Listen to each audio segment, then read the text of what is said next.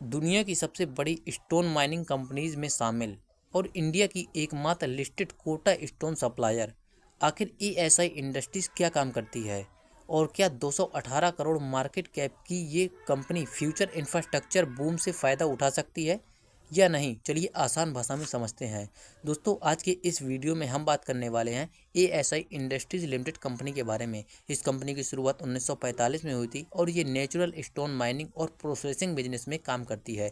अब सबसे बड़ी बात दोस्तों, कंपनी खुद को दुनिया की सबसे बड़ी स्टोन माइनिंग कंपनीज में से एक बताती है और इसके पास दुनिया की सबसे बड़ी स्टोन माइनिंग क्वेरी होने का दावा भी है। मतलब बिजनेस स्केल काफ़ी बड़ा माना जाता है। अब कंपनी का मेन प्रोडक्ट की दोस्तों बात करें, इसका मेन प्रोडक्ट क्या है, तो दोस्तों इसका मेन प्रोडक्ट है, सबसे फेमस जो प्रोडक्ट है वो है कोटा स्टोन।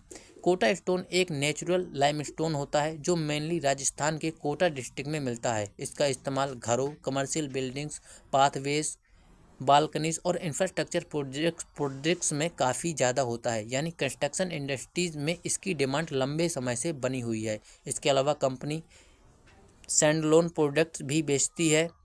अब रिवेन्यू दोस्तों बात करें, रिवेन्यू कंपनी कहाँ से आता है, तो FY23 में लगभग 92% रिवेन्यू स्टोन की सेल्स से आया है। मतलब कंपनी पूरी तरह माइनिंग और स्टोन बिजनेस में डिपेंड करती है। अब दोस्तों इंटरेस्टिंग बात यह है कि कंपनी सिर्फ स्टोन बिजनेस तक सीमित नहीं रही, ये पहले विंड पावर जनरेशन और कुछ ट्रेडिंग एक्टिविटीज़ में भी इन्वॉल्व थी। लेकिन FY23 में कंपनी ने अपने विंड पावर यूनिट्स बेच दिए क्योंकि चेंजिंग विंड पैटर्न और मेंटेनेंस कॉस्ट प्रॉफिटेबिलिटी को प्रभावित कर रहे थे। इसके अलावा यूएई और ओवरसीज सब्सिडरी बिजनेस भी डिस्पोज कर दिए गए हैं, यानी मैनेजमेंट नॉन कोर बिजनेस से बाहर निकल रहा है।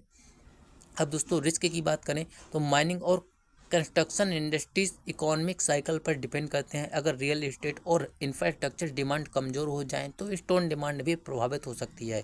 इसके अलावा माइनिंग बिजनेस में एनवायरनमेंटल रेगुलेशन और ऑपरेशनल कॉस्ट भी फैक्टर होते हैं। अब दोस्तों वहीं कंपनी के पॉजिटिव साइड देखें तो इंडिया में इंफ्रास्ट्रक्चर और रियल एस्टेट डेवलपमेंट लगातार बढ़ रहा है और कोटा स्टोन जैसे नेचुरल कंस्ट्रक्शन मटेरियल की डिमांड लॉन्ग टर्म में स्टेबल रह सकती है। तो दोस्तों सवाल ये है, क्या एएसआई इंडस्ट्रीज फ्यूचर में इंफ्रास्ट्रक्चर ग्रोथ स्टोरी बन सकती है? अगर दोस्तों company mining operation efficiently manage करती है और डिमांड ग्रोथ बनी रहती है तो फ्यूचर पोटेंशियल जरूर बन सकता है। लेकिन स्मॉल कैप माइनिंग स्टॉक में वॉलेटिलिटी और साइक्लिकल रिस्क दोनों मौजूद रहते हैं।